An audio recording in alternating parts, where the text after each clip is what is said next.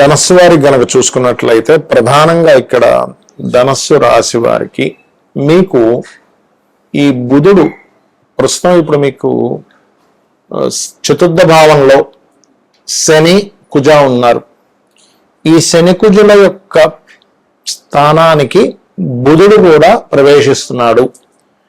చతుర్థ భావంలోకి ఎప్పుడైనా సప్తమ దశమాధిపతి ప్రవేశం జరుగుతూ ఒకవైపు గురువుతో పరివర్తన వల్ల ఇక్కడ కలిగేటువంటి ఫలితాలు ఏమిటి అని చెప్పి చూసుకున్నట్లయితే ఇక్కడ ప్రధానంగా చూసుకోండి, ఈ గ్రహాల యొక్క సంబంధం అనేటువంటిది ఏదైతే ఉంటుందో మీకు ఎటువంటి ఫలితాలు ఇస్తుంది. మరియు కుజుడు కూడా మనకి మే 12వ తేదీకి మారిపోతున్నాడు పంచమంలోకి. అయితే ఈ ఏప్రిల్ 9వ తేదీ నుంచి దీని ప్రభావం ఉంటుంది ఒక 27 రోజుల పాటు. దీనివల్ల మీకు కలిగే ఫలితాలు, ఏ దేవతారాధన చేసుకోవాలి, ఎటువంటి విషయాల పట్ల మీకు బాగుండబోతుంది అనేటువంటి అంశాలు చెప్తుంది. నేనేపటికీ చెప్పిస్తుంది సాక్షాత్ లలితా అమ్మవారిగా భావిస్తూ ఆ లలితాంబిక అమ్మవారి యొక్క అనుగ్రహం మీకు పరిపూర్ణంగా కలగాలని మనస్ఫూర్తి కోరుకుంటూ, ఇక్కడ ఏంటంటే ఎప్పుడైతే ఈ 4వ భావంలో కనెక్టివిటీ ఉందో ఇది మీరు విద్యా సంబంధించినటువంటి విషయంలో తీసుకునే నిర్ణయాల విషయాల్లో జాగ్రత్తగా ఉండాలి.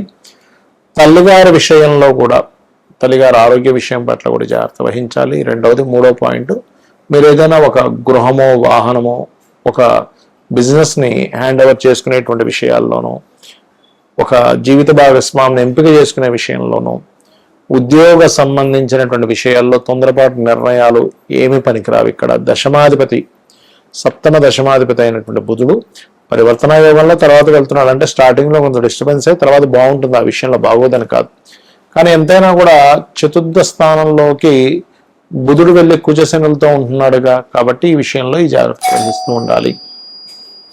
ఇక మీరు నిత్యము చేయవలసినటువంటి దేవతా ఆరాధన ఏమిటి? దేవతారాధన ఏమిటి? మీరు అదేవిధంగా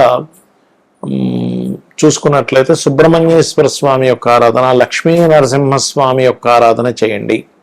చేసినట్లయితే మీకు అన్ని విధాలా మీకు బాగుండడం జరుగుతుంది.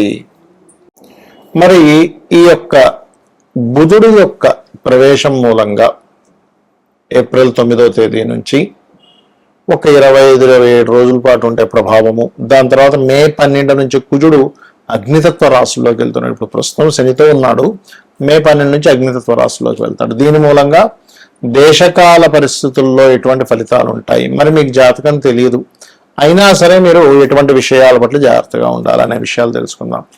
మొట్టమొదటిగా ఈ ఇంటర్నెట్ కారకుడు బుధుడు, గుర్తుపెట్టుకోండి. ఇంటర్నెట్, కమ్యూనికేషన్స్, ఈ మెయిలింగు, అడ్వర్టైజ్మెంటు, లేకపోతే మనకి ఈ వార్తాపత్రికలకు సంబంధించిన యూట్యూబ్ ఇవన్నీ ఉంటాయి కదా, వీటికి కారకుడు. కాబట్టి ఈ రంగాల్లో ఉండేటువంటి వారు ఈ యొక్క రంగాలకి, ముఖ్యంగా ఇంటర్నెట్ సంబంధించిన సేవలకి, కమ్యూనికేషన్ రంగాలకి, సాఫ్ట్వేర్ రిలేటెడ్ సంబంధించిన రంగాలకి ఇబ్బంది వస్తుంది. దీనివలన గుర్తుపెట్టుకోండి, పాయింట్ నెంబర్ 1. ఇక రెండవది ఏమిటి అంటే, ఇక్కడ ఈ బుధుడు పరివర్తన యోగంలో గురువుని తెస్తున్నాడు మీన రాశిలోకి. ఎప్పుడైతే గురువుని తెస్తున్నాడో, గురువు మనకిది ఎండాకాలము, రాబోతున్నటువంటి ఎండాకాలము. దీని మూలంగా ఏంటంటే విపరీతమైనటువంటి ఉష్ణం ఇంకా పెరుగుతూ ఉంటుంది. రాను మీరు మే వచ్చేసరికి ఇంకా ఎక్కువ అవుతూ ఉంటుంది. అప్పుడు ఆ మే వల్ల ఎక్కువ ఉష్ణం వల్ల కలిగేటువంటి ఫలితాల్లో కొంత కూరగాయలకి కూడా ఇబ్బంది వస్తూ ఉంటుంది. అందులో ముఖ్యంగా టమాటా లాంటి పంటకు కూడా కొంత ఇబ్బంది వస్తూ ఉంటుంది, గుర్తుపెట్టుకోండి. అయితే ఇక్కడ ప్రధానంగా వాటికంటే కూడా ముఖ్యంగా మామిడి పళ్ళు, అరటికాయలు, అరటిపళ్ళు మరియు అదేవిధంగా ఆకుకూరలకు కూడా ఇబ్బంది ఉంది. కాబట్టి ఈ యొక్క రైతులు కొంచెం ఈ ఏప్రిల్, మే, జూన్ ఈ మాసాల్లో కొంత జాగ్రత్తగా ఉండాలి, గుర్తుపెట్టుకోండి. అయితే జూన్ వచ్చేసరికి ఇంక మీకు ఇంకా తీవ్రంగా ఉంటుంది అనుకోండి. దాని తర్వాత ఒకవైపు ఎండలు వస్తూ ఒకవైపు వర్షం కూడా కలుగుతూ ఉంటుంది. అయితే ఇక్కడ ఈ బుధుడు జలతత్వ రాశుల్లో ఉన్నందుకు జలంలో తిరిగేటువంటి షిప్స్ ఉంటాయి చూసారా, మనకి కొన్ని ఆ షిప్స్కి నావిగేషన్ అనేటువంటిది మిస్ అవ్వడం. బుధుడు నావిగేషన్స్ కూడా కారకుడు.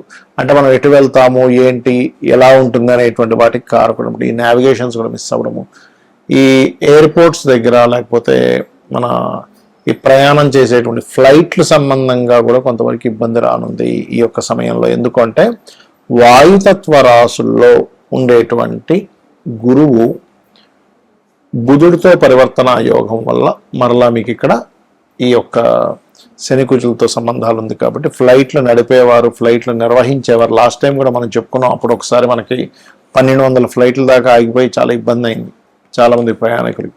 కాబట్టి ఇప్పుడు కూడా కొంచెం ఈ బుధుడు యొక్క ప్రభావం వల్ల ఇటువంటివి ఉంటాయి. అదేవిధంగా మరొక విషయం ఏంటంటే షేర్ మార్కెట్ ప్రధానంగా, ఎందుకంటే బుధుడు షేర్ మార్కెట్కి కారకుడు అండి. అయితే ఈ షేర్ మార్కెట్ విషయంలో కూడా ముఖ్యంగా 4 రాసుల వారికి మరింత ఎక్కువ ఇబ్బంది ఉంది. ఎవరెవరు అంటే వృషభము, సింహము మరియు వృశ్చికము, కుంభము. ఈ 4 రాసుల వారు షేర్ మార్కెట్ రిలేటెడ్ సంబంధించినటువంటి అంశంలో చాలా చాలా చాలా జాగ్రత్తగా ఉండాలి. కాబట్టి ఈ యొక్క అంశాల్లో ఇప్పుడు నేను ఏవైతే అంశాలు చెప్పానో ఈ యొక్క అంశాల్లో చాలా జాగ్రత్తగా ఉండాలి ఇప్పుడు ఉన్నటువంటి గ్రహస్థితి రీత్యా చూసుకుంటే. మరియు మరొక విషయం ఏంటంటే ఇప్పుడు మనకి చాలా మంది ఏమనుకుంటున్నారంటే ఈ సీజ్ ఫైర్ అవుతుంది కదండి, ఈ సీజ్ ఫైర్ అంటున్నారు కదా, ఆగిపోద్దామనుకుంటున్నారు, కానీ ఆగదండి. యుద్ధం అనేటువంటిది ఎలా ఉంటుందంటే ఒకవైపు సీజ్ ఫైర్ ప్రకటించినట్టే ప్రకటిస్తారు, 1 రోజులు 15 రోజులు అని, మళ్ళీ ఇంకోవైపు చూస్తే ఎక్కడో బాంబు పడుతూ ఉంటుంది.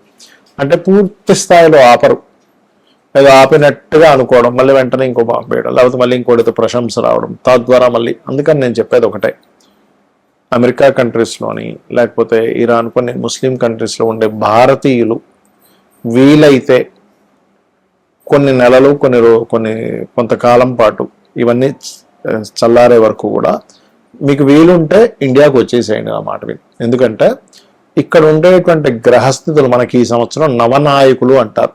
అంటే రాజు, మంత్రి, సేనాధిపతి, శస్యాధిపతి, అర్ఘ్యాధిపతి, మేఘాధిపతి ఇలా ఉంటాయి. ఇందులో ఈసారి మంత్రి కుజుడైనందుకు ఈ యుద్ధ సంబంధించినటువంటి విషయాలు అనవసరంగా పడుతూనే ఉంటారు. ఎందుకంటే ఒరిజినల్గా అయితే మనం ఎవరూ కూడా యుద్ధం రాకూడదనే కోరుకోవాలి మనస్ఫూర్తిగా. కారణం ఏంటంటే యుద్ధం వల్ల ఎవరికి లాభం లేదు, నష్టం తప్పితే. అయినా సరే ఇక్కడ ఏంటంటే ఇది ఊరుకోవన్నమాట. అంటే ఇప్పుడు ఉండే పరిస్థితులు ఎలా ఉంటాయంటే ప్రతి ఒక్కరికి కూడా లేదు నేను బాంబే వేస్తా ఏదైతే అదైంది అనే ఒక తెలియని ఒక డేరింగ్ దీన్ని తీసుకొస్తూ ఉంటుంది. కాబట్టి ఈ మే 12 నుంచి ఇంకా కుజుడు ఓన్ హౌస్లోకి వెళ్తాడు. ఇప్పుడు శనితో ఉన్నాడు, అది గ్రహ యుద్ధంలో ఉన్నాడు. ఈ యుద్ధం అయిపోయి చల్లారిపోద్దాం అనుకుంటాం, కానీ అలా కాదు. ఇక్కడ ఏమవుతుందంటే ఎప్పుడైతే ఈ యొక్క బుధుడు ఈ కుజుడు ఓన్ హౌస్లోకి వెళ్తున్నాడు, ఇది ప్రభావం చూపిస్తూ ఉంటుంది. మరి జాతకం లేని వాళ్ళు ఏం చేయాలి, జాతకం తెలియని వాళ్ళు ఏం చేయాలి అంటే నవగ్రహాల్లో ప్రత్యేకంగా కుజ, బుధ, శని గ్రహాల దగ్గర దీపారాధన చేయండి.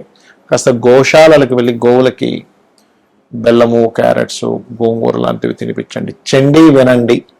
చండీ మీరు ఎంత వింటూ ఉంటే అంత బాగుంటుంది, గుర్తుపెట్టుకోండి. చండీ పారాయణం చేయడం, చండీ వినడం, రుద్రం వినడం, రుద్రాభిషేకం చేయడం. ఇంటి నుంచి మీరు బయటికి వెళ్ళేటప్పుడు కొన్ని సరిహద్దు ప్రాంతాల్లో ఉంటూ ఉంటారు, లేకపోతే కొన్ని దేశాల్లో చాలా ఘోరంగా ఉంది పరిస్థితి.